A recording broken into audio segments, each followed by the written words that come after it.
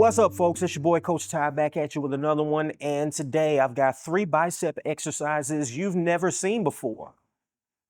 And they're fantastic. You have my word. Let's get straight into it. Here we go.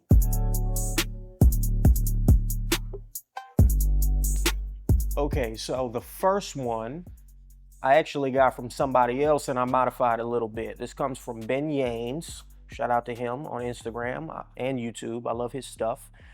So you've got incline curls, and then Mike Israel came along with the laying on a bench curl.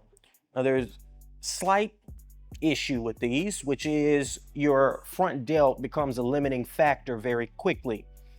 If your upper arm or your front delt, front of your shoulder, isn't strong enough to keep your upper arm at your side like so, you're gonna start getting all the way back here and curling from here.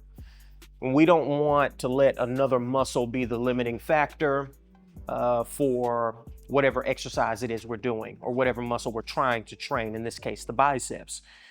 So Ben Yanes came up with a perfect fix. Instead of doing this exercise just on an incline bench or flat bench, the normal way, you face sideways, place the back of your arms against the bench, and then you'll curl that way. Because your upper arm is braced, you don't have to worry about the front delt taking over the movement or becoming too fatigued in order for you to keep training your bicep. Recent study was done comparing the incline curl and a preacher curl, found mostly no difference between the two. Now, this is likely because in the incline curl, with the arm behind you, there's really no tension on that stretched position because the arm is behind you and you've got a straight line going through the active joint / muscle and the resistance. So because there's no tension at the bottom, there's no tension in that stretched position. Ben Yanes' variation also fixes this. Now you've got a few different ways you can do this. You can either lay on the bench, put your hips all the way up if you want to put all of the tension on the stretch position, or you can get a more kind of complete resistance curve if you shift your hips down a little bit to where your torso is in more of an incline curl position. The problem with the hips being all the way up is, well, you get no tension after you get to about that point. So the other half of the curl, there's no tension, so there's ultimately no point. Problem with the incline variation is you don't really get too much tension in that stretch position. I mean, it's better than a normal incline curl, but still. So what I started doing is just shifting my hips up and down. You shift your hips up, you get all the tension in the stretch position, shift your hips down, and you can still get a pretty good contraction at the top. So we got high stress lengthened, high stress contracted, complete resistance profile for the biceps. Perfect bicep exercise. Perfect. Everything, down to the last minute details. Yes, you're gonna look goofy doing it, but so long as you make gains, who cares?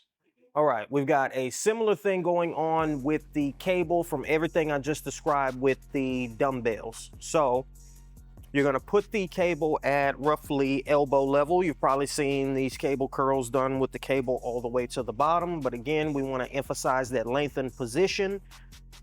And we can also, by shifting the orientation of the torso, still get some tension in that contracted position. So you're gonna lengthen at the very top, make sure you keep your upper arm at your side, and then as you curl, lean forward. The problem with having the cable this high is when you curl, the cable is going to smack into your forearm, and again, you're not going to get very much tension in that contracted position. But if you just lean forward, you fix that issue, get some tension in the contracted position, lengthen position, contracted position, stretch, flex. Again, it's perfect. Last variation I have, twisting cable curl.